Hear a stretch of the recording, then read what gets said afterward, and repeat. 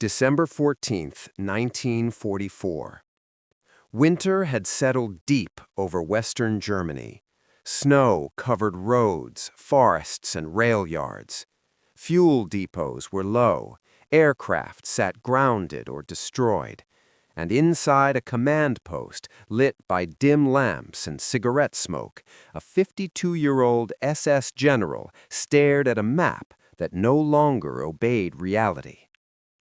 General Sepp Dietrich had been a fighter his entire life. He had not come from a military academy or a noble family. He had clawed his way upward with fists, loyalty, and violence. A butcher's apprentice turned street brawler, then bodyguard, then commander. He had risen with the Nazi movement itself, rewarded not for brilliance, but for obedience and aggression. Now he was an SS Oberstgruppenführer, entrusted with the 6th Panzer Army. And Adolf Hitler had just given him an order that bordered on fantasy. Reach Antwerp in 4 days, split the Allied armies in half, win the war. The plan was called Wacht am Rhein, Watch on the Rhine, Germany's final gamble in the West, a massive armored thrust through the Ardennes forest aimed directly at the logistical heart of the Allied front. If Antwerp fell, Allied supply lines would collapse, American and British forces would be separated. Political shock might force negotiations. At least, that was the theory. Dietrich studied the map in silence. Thin red arrows cut through dense green forest. Timetables assumed perfect movement, perfect weather, perfect luck. None of those things existed anymore. On paper, his force looked formidable. 20,000 combat troops drawn from elite formations, the 1st SS Panzer Division and the 12th SS Panzer Division, known as the Hitlerjugend. Young men and teenagers indoctrinated since childhood. They had been taught that racial superiority and ideological purity made them unstoppable. They had been told the Americans were weak, that they were undisciplined, that they would not stand and die for a war fought an ocean away. Dietrich did not fully believe that. He had fought Americans before, and he understood something his superiors preferred to ignore. The mathematics were wrong. His King Tiger tanks were engineering marvels, nearly 70 tons of steel, thick armor, devastating firepower. But they burned fuel at an absurd rate, 5 gallons per mile at combat speed, 90 miles of range on a full tank. Antwerp was 124 miles away. Berlin had promised him 5 million gallons of fuel. It was still sitting east of the Rhine.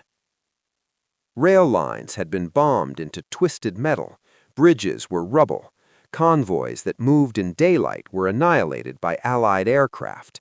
The fuel might as well have been on the moon. Dietrich knew the truth. If his men did not capture American fuel depots intact, the offensive would die where it stood. His tanks would become immobile bunkers, steel tombs scattered along frozen forest roads. And those roads were already a disaster. The Ardennes was not built for modern mechanized warfare. Narrow mountain tracks twisted through dense forest. Many were barely wide enough for a single tank. Supply trucks clogged intersections, infantry columns backed up for kilometers. One breakdown could halt an entire division. Still, there was one thing, one fragile advantage that gave Dietrich hope: the weather. A thick, freezing fog had blanketed the Ardennes for days. The sky was gray and sealed shut. Visibility was near zero, and that meant the Allied Air Force, the greatest threat to German movement, was grounded. No jabos, no fighter bombers, no death from the sky. His officers repeated the message constantly. The sky is safe. The Americans are blind. Dietrich believed that without air power, American infantry could be crushed the old way, Massed assaults, shock tactics, overwhelming force driven by fanaticism and courage. He believed morale could substitute for material. He believed will could replace fuel. He believed his only enemies were the cold and the men waiting in American foxholes. He did not know what was hiding in the fog. And on the morning of December 16, 1944, at 5:30 a.m., the Ardennes exploded. December 16, 1944, 5:30 a.m. The silence shattered without warning. German artillery erupted along the front in a coordinated thunder that rolled through the Ardennes like an earthquake. Shells screamed overhead and detonated among American positions buried deep in the forest. Trees snapped, snow and dirt blasted into the air. The ground shook as if the earth itself had been struck. Moments later, the infantry advanced. 2 full regiments of the 12th SS Panzer Division surged forward, nearly 20,000 men pushing into the American lines. Gray uniforms flowed between the trees, rifles up, boots crunching through frozen snow. Their objective was clear: overwhelm the U.S. 99th Infantry Division and break through Elsenborn Ridge. The Americans waiting for them were young. Many were teenagers. Most had never experienced combat on this scale. They were outnumbered 5-1. And yet they did not run. They fell back exactly as they had been trained. Squads withdrew in sequence, covering one another. Platoons regrouped on higher ground. Foxholes were scraped into frozen earth with numb hands. Rifles, grenades, and machine guns were positioned carefully. And behind them, out of sight, beyond the ridgeline, American artillery batteries waited. The forest quickly descended into chaos. Snow fell continuously, mixing with smoke and debris.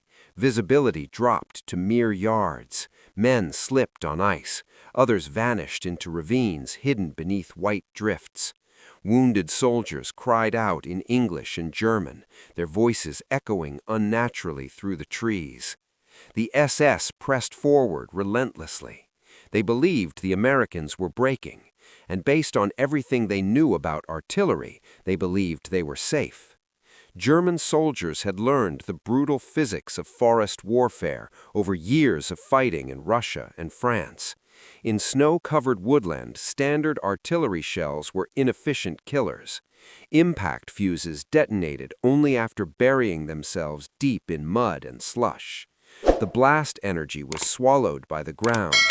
Shrapnel spread outward, but lost lethal force almost immediately. Foxholes worked. Men could dive for cover, count the seconds, feel the earth tremble, and then rise and continue the advance. The SS did exactly that. They moved aggressively, confident that American artillery could not stop them. Each muffled underground explosion reinforced the belief that this was a battle they could win through courage and pressure alone. For days, the fighting followed the same brutal rhythm. German assaults, American withdrawals, new defensive lines, constant shelling. Temperatures hovered around 18 degrees Fahrenheit, weapons jammed, fingers went numb, frostbite spread quietly through both armies. December 17th, December 18th, December 19th. The Germans pushed, the Americans held. By December 20th, frustration was spreading through the German ranks. Casualties were mounting. Progress was measured in yards, not miles. Fuel consumption continued to rise, while supply lines choked behind them. Sepp Dietrich demanded results. His officers reported fierce resistance, but insisted the Americans were close to collapse. Just one more concentrated push, they said. One decisive blow. Dietrich believed them. He had no alternative. December 21st and 22nd passed with no breakthrough. The fog remained thick. The sky stayed closed. The German offensive continued to grind forward, but without momentum. And then, on December 23rd, everything changed. The clouds began to break. For the first time in days, slivers of blue appeared overhead. Sunlight cut through the forest canopy, glinting off snow and steel. American aircraft engines began to echo in the distance. At Allied headquarters, General Dwight Eisenhower made a decision that would end the offensive. A weapon that had been held back was about to be unleashed. The Germans believed they had survived the worst. They were wrong. December 23, 1944. As the fog thinned, the Ardennes seemed to exhale. For days, the forest had been sealed beneath a gray ceiling that trapped sound and movement. Now the sky began to open in patches. Light filtered down through bare branches. Snow reflected it sharply, almost painfully bright after so much darkness. To the Germans, the clearing sky felt like a threat, but not an immediate one. They believed they still had time. One final coordinated assault, properly massed, could break the American line before air power fully returned. Orders went out through the 12th SS Panzer Division. Concentrate forces, prepare for a decisive push. Men gathered deep within the forest, forming tight columns between the trees. Rifles were checked, machine guns were positioned carefully, and officers moved through the ranks, speaking calmly, confidently. They told the men this would be the breakthrough, that the Americans were exhausted, that victory was minutes away. What they did not know was that the Americans had been waiting for the sky to clear. High above the forest canopy, Allied aircraft began to appear, not in attack formations, but in support roles. Spotter planes circled slowly, methodically. Their job was not to bomb, it was to see. And seeing changed everything. Forward observers climbed to exposed ridgelines in high ground, binoculars scanning the woods below. For the first time since the offensive began, German troop concentrations were visible. They were packed tightly, exactly as doctrine demanded for a breakthrough assault. An American artillery observer paused, watching gray figures move between the trees. He estimated distances, noted terrain, confirmed coordinates. Then he keysed his radio. His voice was steady. Fire mission, Battalion 3, concentration 402, fire for effect. Somewhere miles behind the lines, artillery crews moved instantly. Guns were laid, elevations adjusted, charges loaded. There was a brief pause. Then the observer added two words that changed the war for everyone standing in that forest.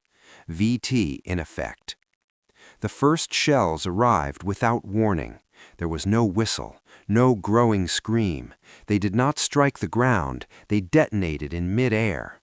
Dozens of shells exploded almost simultaneously, 10 meters above the forest floor. Each burst released a perfect sphere of razor-sharp steel fragments, expanding outward and then collapsing downward in a lethal rain. Foxholes offered no protection. Trees did not stop it. Men who had survived days of shelling were torn apart in seconds. The effect was immediate and catastrophic. Entire squads vanished, bodies slumped inside foxholes that had moments earlier been considered safe. Survivors froze in place, unable to understand what had happened. Shouts erupted. "The shells are exploding in the sky! We can't hide! It's raining steel!" Panic spread through radios and runners alike. German officers tried to reassert control, but doctrine had no answer for what was happening. Every instinct drilled into them, dig deeper, hug the ground, only made the situation worse. The foxhole had become a trap. What the Germans were experiencing was the result of 4 years of secret American development, the VT Fuze, variable time. It looked ordinary, just another artillery fuse screwed into the nose of a shell, but inside was something no army had ever deployed at scale before. A miniature radio system, a tiny transmitter, a receiver, a battery that activated only when the shell was fired. As the shell fell toward the ground at nearly 2,000 feet per second, it emitted a continuous radio signal. That signal bounced off the earth and returned to the fuse. As the shell closed in, the reflected signal intensified. When the signal reached a precise threshold, when the shell was exactly the optimal height above its target, the circuit completed. The shell detonated, not on impact, but in air. The physics were devastating. Instead of blasting energy into soil and snow, the explosion released its force into open space. Shrapnel fell straight down at supersonic speed, slicing through helmets, shoulders, and spines. Men were killed instantly, without warning, without the chance to react. Within minutes, the German assault ceased to exist as an organized force. Those who could still move fled blindly through the trees. Others lay stunned, screaming or silent. Radios crackled with frantic reports no one fully understood. Courage had no function here. Training had no relevance. The forest itself had turned against them, and the Germans had no idea how to fight back. The forest goes quiet in a way war rarely allows. Not silence, never silence, but confusion. Broken radio calls, officers shouting names that don't answer back, men stumbling out of foxholes with blood on their helmets and no visible wounds, eyes wide, hands shaking, trying to understand how death came from empty air. German unit cohesion disintegrates within hours. The 12th SS Panzer Division had been trained for shock warfare, speed, violence, relentless forward motion. It had no doctrine for an enemy it could not hear, could not predict, and could not escape by digging deeper. Reports flood upward. Artillery exploding above treetops. No warning sound. Foxholes useless. Casualties extreme.